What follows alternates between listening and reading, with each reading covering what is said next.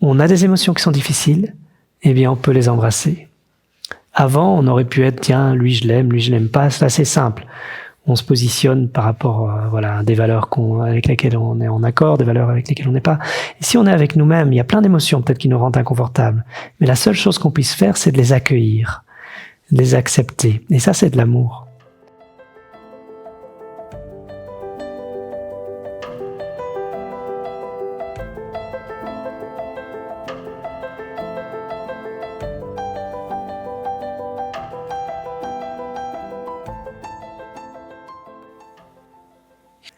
Alors, Florence. Depuis la rencontre de Grenoble, j'ai un grand besoin de silence et je m'y sens bien. Paradoxalement, cela crée ou ouvre énormément d'émotions assez dures à gérer au quotidien. Pourrais-tu me guider sur le sujet ? Alors, merci pour ta question. On a besoin de ce silence parce qu'on a besoin de se nourrir, on a besoin d'aller se ressourcer. Mais vu que il y a un espace de lumière qui se crée et que la lumière donc descend, elle vient éclairer aussi tout ce qui résiste encore à cette ascension vers la lumière. Et donc, paradoxalement, cet espace de paix peut créer, mais en réalité plus en surface, c'est pas au même endroit, cet espace de silence, ce besoin de silence, mais ce besoin de silence fait que tu peux le rendre. C'est pour ça que je parle d'un espace de silence, parce qu'il y a ce besoin de silence, mais ce silence, si tu en as ce besoin, c'est parce qu'il existe déjà en toi. Il a éclos, et donc tu résonnes avec, tu as besoin de résonner avec ce silence. C'est pour ça que tu en as besoin, parce qu'il est vivant en toi. Et donc c'est un silence, un espace qui se développe à l'intérieur, qui est le résultat de ce puits de lumière, de cette âme qui se nourrit, et donc en ton cœur ça s'ouvre, et cet espace, en grandissant, pousse les émotions contre la paroi, si on veut. Et l'espace grandit, donc les émotions sont poussées comme ça vers l'extérieur, et donc elles sont mises en lumière, elles remontent à la conscience. Les émotions font partie du système de survie et de base primaire, animal du corps. Et donc, elles nous ont servi pendant un temps, mais elles font partie donc de la dualité, parce que qui dit survie dit danger, dit des ennemis, des amis, etc. Et justement, là, avec ce silence, on s'ouvre vers un espace qui n'est pas duel et qu'on ressent comme étant quelque chose de vrai. Et donc il y a une dualité, mais qui est une autre forme de dualité qui est plus essentielle, entre guillemets, entre ce qui est vrai, cette unité, ce silence qu'on ressent, et ces émotions qui, elles, sont encore là.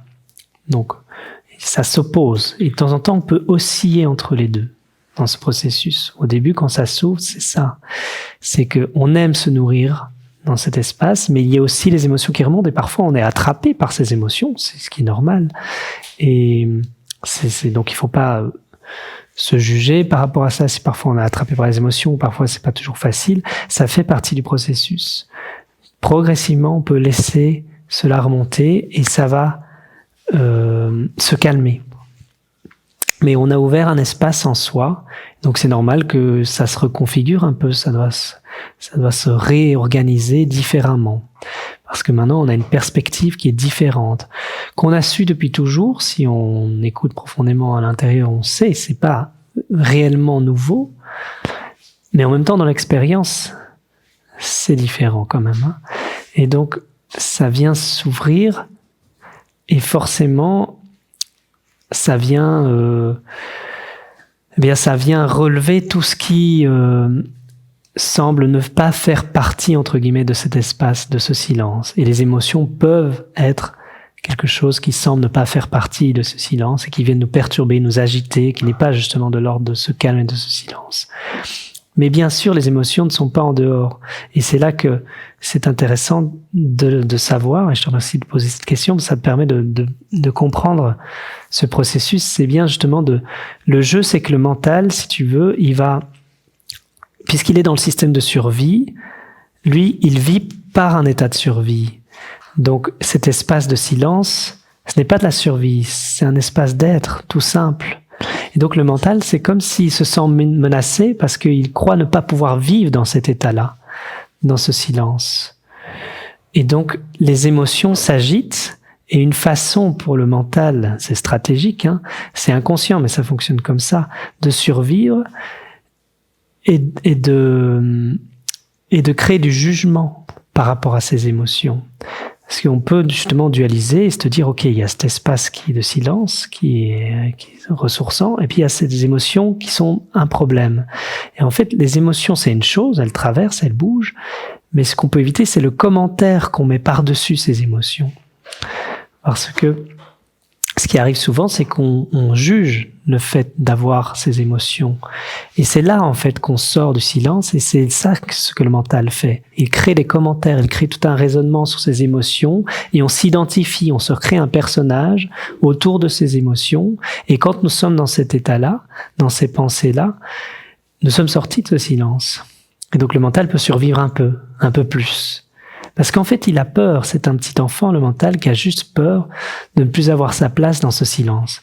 Je mets des mots et des images, mais ça décrit bien le processus, c'est celui-là. Parce que c'est fractal, hein, donc c'est pareil. On voit ça projeté dans la matière, on peut le voir dans un petit enfant, mais on vit la même chose à l'intérieur dans les processus.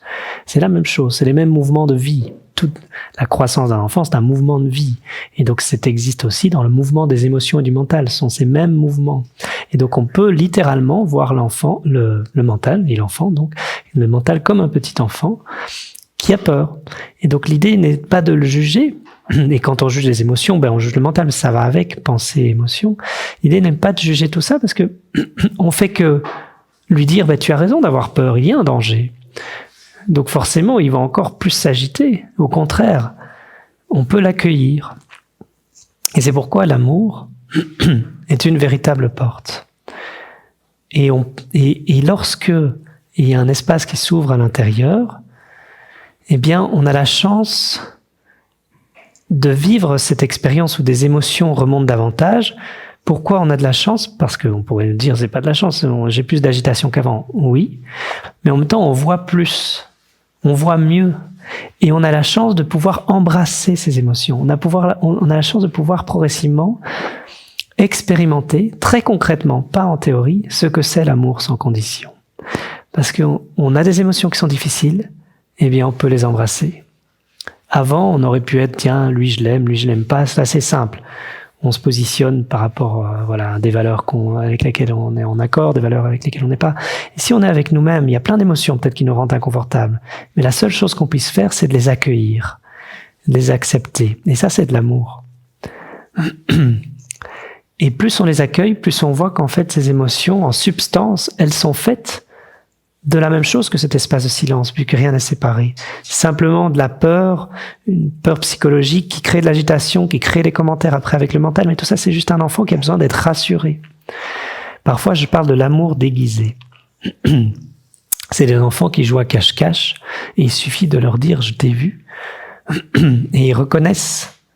Une fois qu'ils ont été découverts, ils jouent plus parce que c'est terminé, le jeu est terminé, et ils retournent dans le silence du cœur.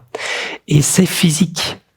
C'est-à-dire que, parce que les émotions, c'est très physique, on peut le sentir physiquement, et au moment même où il y a une reconnaissance profonde que cette émotion, en fait, n'est pas ennemie, n'est pas quelque chose qui contraint finalement notre besoin de ressourcement, notre besoin de silence, mais que c'est une porte derrière vers plus de silence, en fait, qui est cachée, et que donc c'est de l'amour qui vient nous être apporté, mais très concrètement, à travers nos expériences, il nous dit, voilà, pour connaître encore plus cet espace de silence, il va falloir que cette émotion qui remonte, qui est liée à des expériences, à plein de choses, que tu l'embrasses aussi.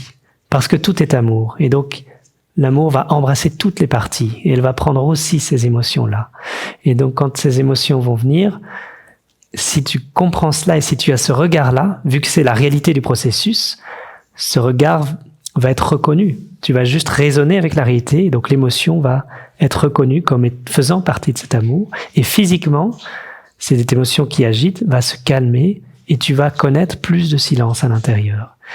Et c'est ainsi qu'il y a une transmutation des émotions et de la pensée qui peut s'y rattacher en silence, en plus d'espace.